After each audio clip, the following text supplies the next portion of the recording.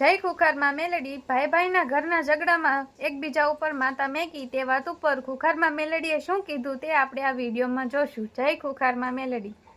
તો તમારી માતાજીને પૂછી લીધું હોત તો કે માં ચમ આવું આ બીજે ચોક જવું પડે, તું બેઠી છું સાક્ષાત ચામુંડ માતા. તો પણ મારી માતા પેલા ધૂનતો હતો, હવે બોલતો જ નહીં. ધૂના ખરો પણ બોલતી નહીં. બોલતા નહીં. હા એમ ચામુંડ માતા બોલતી નહીં, હું એવું જ બોલી સાક્ષાત બેઠી તો બોલતી ચમ નહીં. એની જોડે ઉગતાની મેલડી આવી ટોકી માતા. જો આમ જોવા જઈએ ને તો ટોટલ તમે આમ ચાર ભાઈઓ છે આમ ટોટલ. સાચું. હવે ચારેય ભાઈઓમાં ઈયારું છે બધું ભેગું, ચામુંડ મેલડી ફૂલભાઈ બરોબર છે. પણ આ ચારેયની વાતમાં ચારેયમાં અંદર અંદર તે મન દુઃખ થયેલા છે. સાચું. ભાઈઓમાં જ સાચું. કાકા બાપામાં જ સાચું. તો આ કાકા બાપામાં જ કદાચ મન દુઃખ થયેલા હોય ને એકબીજા ઉપર માતાઓ ઘરની મોકલી હોય. સાચું. અને ઘરની માતાઓ સધી આવી જો તો ચો આવી દેખાય જો એટલે ઊંચી થઈને જોઉં છું. એમની અંગાત સાહેબ બોલતા જ ભાભી થાય એ ચાલુ થઈ. જો હું વિચારું સ્વિચ અહીં પાડી લાઈટ ઓફ ચો થઈ. તારું જોયું કે ચો છે આ કનેક્શન કહેવાય. આ ભાઈઓ ના જ કદાચ અંદરની ગોઠો છોડી નાખો. માતા ચામુંડે બોલશે, મેલડી બોલશે, ખમા મજા લીલા લેર બોલશે ને અને ખમામ ખોટ પડત ગોળાવ ખુખાર મેલડી ને એકબીજાને તમે માતાઓ મેલેલી છે. ભાઈઓ પર જ. સાચી વાત. અને ચેવા ભેગા થઈને આ ચોર ના સૌકાર બધાય ઓમ માતાઓને મોકલી છે કે જોજે ને ઓમ કરજે તારું નખો જાય ને તારું ઠાઠડી બંધાય તારી આ થાય. આ શું ખોટું? અને તાર સારું કરવાનું થયું એટલે ભાઈ લેહર ભાઈ જોડે એ દાર તો તું આવા ને આવી બધા કવેણ બોલતા હતા, માતાઓ સંભાળતા હતા અને માતાઓ મોકલી અને માણસો આજના લુચ્ચા ભેગા થઈ જાય. એટલે કોઈ દાડ જગતમાં એવું સાંભળ્યું હશે કે દેવ એટલે બે ધારી તલવાર. દેવને શું કહેવાય? બે ધારી તલવાર. માતાને શું કહેવાય? બે ધારી તલવાર. ખેલતા આવડે તો ખેલાય. સાંભળ્યું છે ને?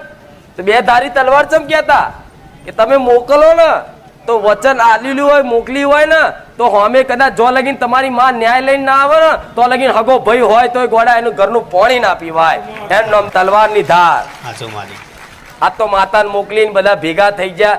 માતાઓના વ્યવહાર કરવાના હોય ને તારા જુદા થઈ જાય અમુક વાર કે તું તાર રીતે કરી લેજે, તું તાર રીતે કરી લેજે. નીવે ચો ખેતી થાય છે આ બધી ગોઠો છોડ દો તો ભલું થાય.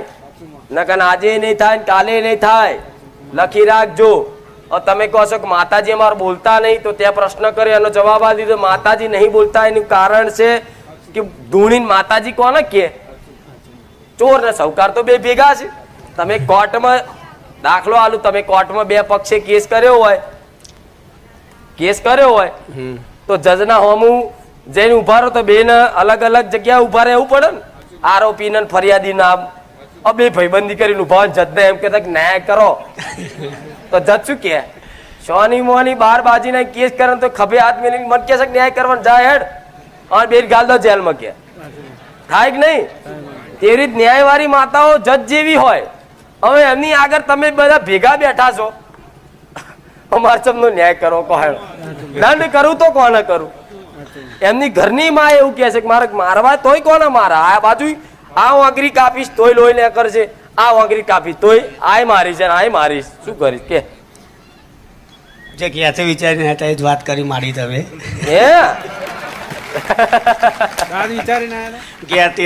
વિચારી તો આખું કે એમાં એવું હતું મારી કે આ જે બબાલ થઈ હતી ને એમાં એકબીજા ઉપર એવું વાત ચાલી હતી માતાની. પછી ક્યાંથી બધા બેઠા ગાડી મિલે કે આ વાત આવશે એટલે એ જ વાત ચાલે. એ જ વાત આવી. મારા બેટા નક્કી કરીને આવે તો તમારી માતાઓ જ કહેતી હોય મન તમારી બરોબર છે. જે માતાઓ પૂજો છે એ બરોબર છે. તમારી જગ્યાના વ્યવહાર તમે જે તે કરો એ બરોબર છે. પણ અંદર અંદરની ગોઠો છોડ દો. ગુના તો અઢળક હજારો હોય, એનું સમાધાન તમે 2-5 દિવસમાં ના કરી શકો.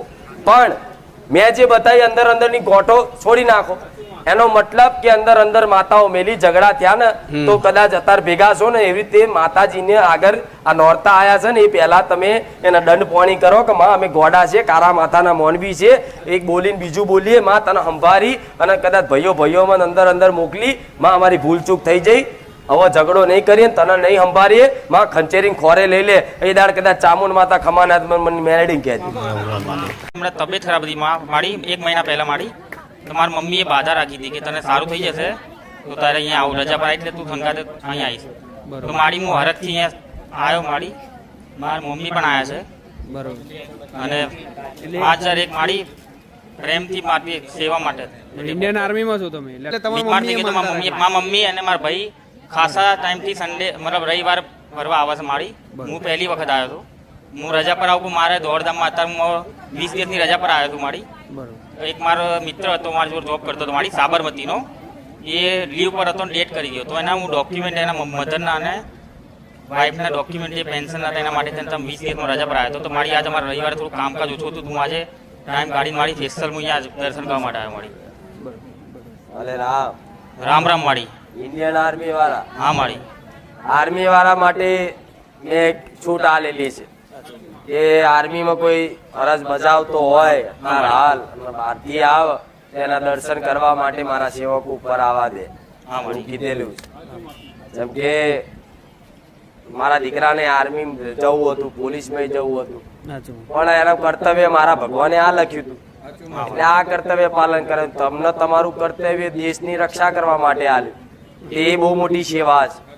જેવું મારા દીકરો આ કરે છે ને, જે આ પૂન મળે, જે આ લોકોનું ભલું થાય, સારું થાય, એનું આ જે સેવાનું આ ફળ મળે ને પટેલ એમના ખાતામાં જમા થાય, એ રીત કરતા તમે દેશની રક્ષા કરવા માટે તમે તમારી ફરજ નિભાવો, કર્તવ્ય નિભાવો ને, તો જેટલું મારા દીકરાને ફળ મળવાનું હોય એટલું ને એટલું તમને જ મળાવું મેરડી. રામ રામ મારી. કેમ કે સેવા કરવી દેશની એ રમત વાત નથી મારી. એ ભગવાને ઉપરથી લખેલું હોય. તમે સપને ને વિચાર્યું હોય કે અમે આર્મીમાં જઈશું, પહેલા મહેનત કરી, પણ નાનપણથી એવું જુનૂન ચડે કે બસ જવું છે તો આર્મીમાં જવું છે, આર્મીમાં જવું છે, એના માટે રાત દાડો મહેનત કરે. પણ ભલે આશીર્વાદ છે ખૂબ. રામ રામ રામ મારી. માં તમે મને સપનામાં મારા પપ્પાને બેસાડવાનું કીધા હતા. ઉત્તરાયણના દિવસનું સપનું હતું, મેં બેસાડી દીધા છે. બેસાડવાનું સપનામાં? તમારા પપ્પા 14 તારીખે સપનું આવ્યું. સપનામાં શું કીધું તું? સપનામાં મને માતાજીએ બહુ ત્યાં જતી મને લઈ ગયા હતા, અને ત્યાં માતાજીને મેં પૂછ્યું ઘણી વખત, 2-3 વખત સપના આવ્યા હતા. અને પહેલા મારા પપ્પા 3 વખત સલંગ સપનામાં આવ્યા, એવી રીતે 10, 11 તારીખ 3 દિવસ સપનામાં આવ્યા. છતાંય મને માતાજીએ રૂબરૂ સપનામાં એને કીધું કે તને 3 વખત સપનામાં આવ્યા, તોય તને ખબર ના પડી તાર પપ્પાને બેસાડવાનું કહે છે. પછી મેં મારા પપ્પાને બેસાડ્યા. કેવા સ્વરૂપમાં હતા માતાજી? સુંદરીના સ્વરૂપમાં આવ્યા. સુંદરીવાળા સ્વરૂપમાં. 3 વખત તાર પપ્પા સપનામાં આયા. હા માં તમે કીધું તું. તોય ના સમજ્યો. ના સમજ્યો. તો છેલ્લે મારા કહેવા આવવું પડ્યું 3 વખત સપનામાં આયા તોય નહીં સમતો. હા માં 14 તારીખનું ઉત્તરાયણનું સપનું હતું માં. રામ રામ. જોજો મને રામ. મારી બેનને બેસાડી, માસી ગોદરની દાદીને બેસાડી. આ સમજ છે ને ચાલી રાખજો. રામ રામ. રામ રામ. મારું નામ અમદાવાદ ઓમ છે. હું છેલ્લા તમારા 1-1.5 વર્ષથી છે ને યુટ્યુબમાં પ્રવચન જોતો હતો. તો પછી છે ને 6 મહિના પહેલાં મને અરગથી જ ભાવ જાગ્યો કે માતાજીના સાનિધ્યમાં છે ને એકવાર સાયકલ લઈને જવું છે. તો કાલે સવારે હું 5 કે એવા વાગે નીકળ્યો હતો ધાંગધ્રાથી, તો રાત્રે 12 વાગે પહોંચી ગયો. એટલે કઈ જગ્યાથી આવ્યા સાયકલ લઈને? ધાંગધ્રાથી. એટલે 1-1.5 વર્ષથી વિડીયો જોતા તમે માતાજીના પ્રવચન, મનથી ભાવ હતો એવો? હા, હરખની માનતા. સાયકલ લઈને આવું છે હા. મારિયાધામ. તો આજે તમે ધાંગધ્રા કેટલા કિલોમીટર થાય? 130 કિલોમીટર. 130 કિલોમીટર. એટલે ત્યારથી તમે સાયકલ લઈને આવ્યા તમે? હા બરોબર. 2 જણા? હા. અને માતાજીને પૂછ્યું હતું કે હવે મારું 12મું તો પતી ગયું છે, એટલે કઈ લાઈન લઉં એમ. તમે કહો એટલે એ જ લાઈન લેવાની છે. ભલે રામ. રામ. સાયકલ લઈને આવ્યો? હા. પગ દુખ્યા હતા? દુખ્યા હતા તો ખરા, પણ તમારું નામ લઈને હંતા ગયા પછી વાંધો ના આવ્યો. ભલે રામ. જો તમે મને હોપતા હોય કે કઈ લાઈન, તો મારા માટે તો બધી લાઈનો હરખી હોય. તમે કહો માડી એ લેવાની લાઈન. આ શું નહીં, તો ઊંધી લાઈન હોય તો સીધી કરી આલું, એમાં લેડીઝ.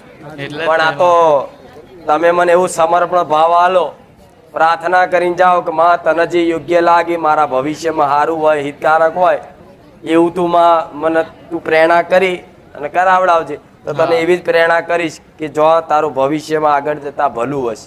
હા મારે હો રામ રામ. રામ રામ. અને મારી એક હતું કે મ્યુઝિકની લાઈનમાં આગળ વધુ એવા આશીર્વાદ સારા આપજો, કારણ કે એ સપનું છે મારું. એટલે ભલે રામ. રામ. મંગળવારે લાલ કપડા પહેરવાનું બંધ કરી દેજે. સારું મારી રામ.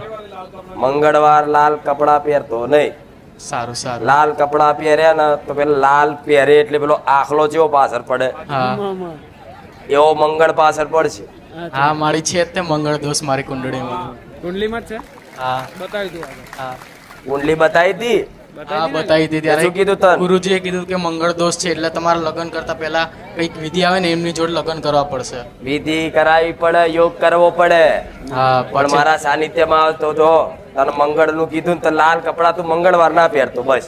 લાલ કપડા જ મારી નહીં પહેરું તમે કહો તો. ના ના લાલ પહેરજે બહુ ઊંચું લે આખું. મંગળવાર ના પહેરતો. હા મારે. મંગળવાર પહેરીશ તો મેં કીધું કે નહીં હમ. મંગળ દેવ આવીને જો આ તો કેટલી વાર સોલ પટ્યા ચડ બે ચડ હા કેટલી વાર સાયકલ લઈ બાઇક લઈ સાધન લઈ પડેલો જ છે. થયેલા ને આ મંગળ દેવ પાડે.